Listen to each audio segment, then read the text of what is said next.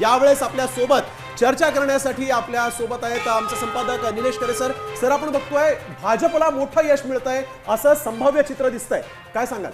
मुख्यतः जर आपण आकडेवारी बघितली तर दरवेळी जो सत्ताधारी पक्ष असतो राज्यामध्ये त्याला स्थानिक स्वराज्य संस्थांमध्ये सर्वात जास्त यश पाहायला मिळतं आणि त्याच स्वरूपाची आकडेवारी समोर येताना पाहायला मिळते. साहजिक आहे, भाजपचे मुख्यमंत्री देवेंद्र फडणवीस हे सत्तेत आहे. स्वतः देवेंद्र फडणवीस हे अगदी स्थानिक स्वराज्य संस्थांच्या निवडणुकांमध्ये विधानसभेची निवडणूक असावी अशा स्वरूपात प्रचार करताना पाहायला मिळाले आणि त्याचं यश हे आपल्याला थेटपणे पाहायला मिळत आहे. साधारण स्थानिक पातळीवर कार्यकर्त्यांचा नेत्यांचा ओढा हा सत्तेबरोबरचा असतो, कारण सत्तेबरोबर राहिले तर सत्तेची फळं मिळतात आणि त्यामुळे हे साधारण निवडून येणारी जी लोकं असतात, ज्यांना सहजतेनं निवडून येणं शक्य असतं, अशी लोकं सत्तेबरोबर जातात, सत्ताधारी पक्षांबरोबर जातात आणि त्यातून सत्ताधारी पक्षाचं यश मोठे येताना पाहायला मिळतं. मग हे फक्त आपल्या राज्यात होतं का? तर काल परवा पंचायत समितीच्या निवडणुका तेलंगणामध्ये झाल्या. तिथे काँग्रेसचं राज्य आहे. काँग्रेसला तिथं सर्वात जास्त यश मिळालं आहे. 7,500 जागा या काँग्रेसच्या निवडून आलेल्या आहेत. तर साधारण सत्तेबरोबर जाण्याचा कौल असतो स्थानिक स्वराज्य संस्थांचा आणि त्या स्वरूपाचा कौल जो आहे तो या ठिकाणी आपल्याला येताना पाहायला मिळतो. अगदी. पण सर, एक महत्त्वाचा प्रश्न असा आहे की जे विरोधक आहेत, ज्या विरोधकांनी एवढी मोठ्या आघाडी केली, एवढे मोठमोठे पक्ष घेतले, त्यांना पुरतं अपयश येण्यामागचं कारण काय?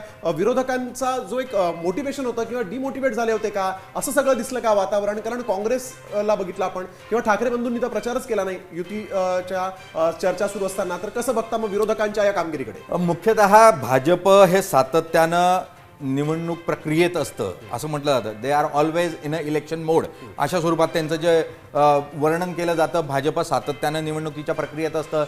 शिवसेना पूर्णतः अपयशी, म्हणजे ठाकरेंची शिवसेना ही पूर्णतः अपयशी होताना पाहायला मिळाली.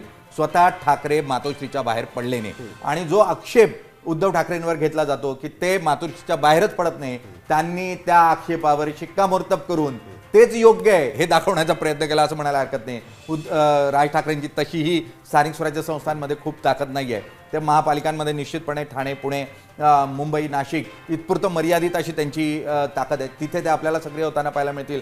मात्र उद्धव ठाकरे आणि ठाकरे कुटुंबाचं हे अपयश असेल की त्यांच्यापैकी कोणीही जमिनीवर उतरून प्रचार करताना आपल्याला पाहायला मिळालेलं नाही आणि त्यामुळे जे आकडे आपल्या एक्झिट पोलमध्ये दिसत आहे ते जर उद्या दिसले तर त्याचं खापर हे ठाकरे कुटुंबावरच फुटताना आपल्याला पाहायला मिळेल. एकनाथ शिंदेंनी खूप मोठ्या प्रमाणावर प्रयत्न केले तरीही खूप यश हे या ठिकाणी एकनाथ शिंदेंच्या शिवसेनेला येताना पाहायला मिळत नाही.